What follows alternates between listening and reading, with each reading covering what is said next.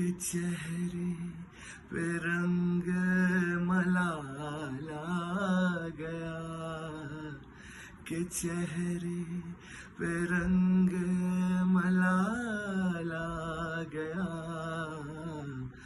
हुई शाम उनका ख्याल आ गया, हुई शाम उनका ख्याल आ गया। नमस्कार, मैं हूं अमेर दाते। जश्न उर्दू दुबई के 9th एनुअल मुशायरे और कवि सम्मेलन में 19 अप्रैल को बयाद खुमार बाराबंकी में मैं हाजिर हो रहा हूं। ये मुशायरा इंडियन हाई स्कूल दुबई में मुनक़िद होने जा रहा है।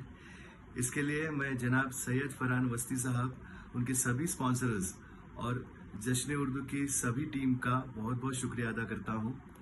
आप सभी से भी गुजारिश है कि आप इस मुशायरे में, इस खूबसूरत मुशायरे में ज़रूर शिरकत करें, ज़रा भी मिस ना करें, इसका पूरा लुत्फ़ उठाएं। बहुत बहुत शुक्रिया।